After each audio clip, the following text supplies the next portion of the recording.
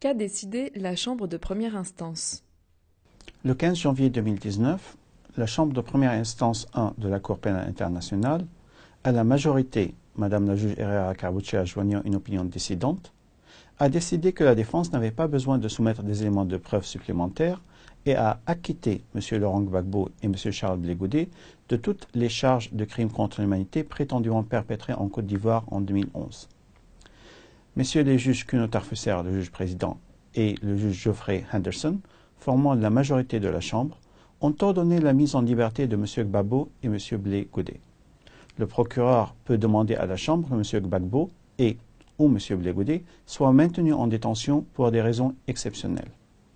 Les juges ont pour mandat de rendre la justice en veillant à l'équité des procédures et au plein respect des droits de l'accusé, y compris de la présomption d'innocence et également le respect des droits des victimes.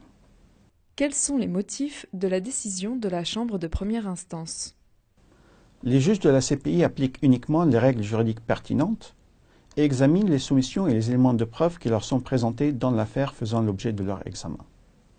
La majorité des juges a considéré que le procureur n'a pas fourni des preuves suffisantes en vue de démontrer la responsabilité de M. Gbagbo et de M. Blé Goudet pour les incidents faisant l'objet de l'examen de la Chambre. Après un examen rigoureux des éléments de preuve, la Chambre a conclu, à la majorité, que le procureur n'a pas démontré plusieurs éléments essentiels constitutifs des crimes contre l'humanité reprochés, et notamment l'existence d'un plan commun visant à maintenir M. Gbagbo au pouvoir et qui aurait compris la commission de crimes contre des civils, et l'existence d'une politique d'attaque contre la population civile, et l'existence de formes de violence dont on pourrait déduire qu'il existait une politique d'attaque contre la population civile, ainsi que le fait que M. Gbagbo ou M. Blé Goudet auraient, avec intention ou connaissance, contribué à la commission des crimes ou que leur discours visait à ordonner, solliciter ou encourager ces crimes. Ce sont là des éléments essentiels des crimes allégués par le procureur. Lorsque ceux-ci ne sont pas démontrés, les personnes accusées de tels crimes doivent être acquittées.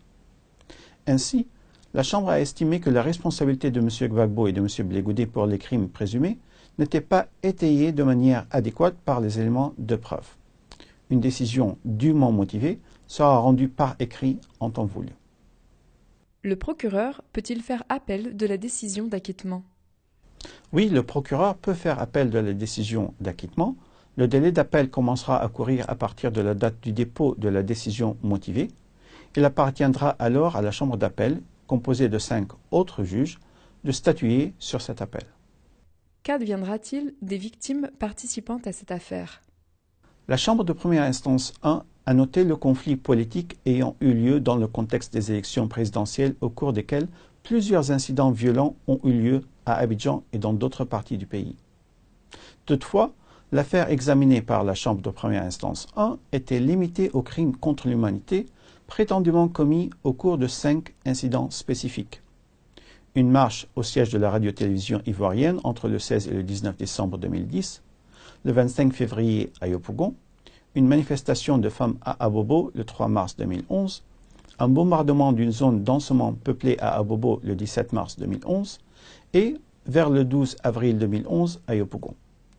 Les éléments de preuve présentés par le procureur n'étaient pas suffisants selon la majorité pour conclure que M. Gbagbo et M. Blé Goudet seraient pénalement responsables des crimes contre l'humanité prétendument commis au cours de ces incidents spécifiques. La décision de la Chambre de première instance 1 est sans préjudice des possibles enquêtes nationales ou de procureurs de la CPI en dehors de ce cadre-là. Le procureur peut interjeter appel de cette décision. Les victimes, sous réserve de la décision de la Chambre d'appel, peuvent être autorisées à continuer à participer à la procédure d'appel représentée par leur avocat. Il appartiendra alors à la Chambre d'appel de statuer sur le fond de l'appel et de décider si la décision de la Chambre de première instance 1 d'acquitter M. Gbagbo et Blé Goudet est exempte d'erreur. Selon la jurisprudence de la Cour ne peut ordonner des réparations que lorsque les accusés sont condamnés. Toutefois, si la décision d'acquittement devenait définitive, c'est-à-dire finale à la suite de la procédure d'appel, cela n'empêchera pas le Fonds au profit des victimes, qui est une institution distincte et indépendante au sein du système de statut de Rome, d'envisager d'apporter un soutien aux victimes dans le cadre de son mandat d'assistance, et ce même en l'absence des réparations ordonnées par les juges. Quand M. Gbagbo et M. Blé-Goudé seront-ils mis en liberté? Retourneront-ils en Côte d'Ivoire? La Chambre de première instance 1 a ordonné la mise en liberté immédiate de M. Gbagbo et de M. Blé-Goudé. Cependant, le procureur peut demander à la Chambre que M. Gbagbo et ou M. Blé-Goudé soient maintenus en détention pour des raisons exceptionnelles. La Chambre de première instance 1 se prononcera ensuite sur une telle demande et sa décision peut faire l'objet d'appel devant la Chambre d'appel. Si les juges décidaient finalement de mettre M. Gbagbo et M. Blé-Goudé en liberté, ils seraient libérés sur le territoire d'un État qui accepterait de les recevoir une fois que les mesures nécessaires auraient été mises en place.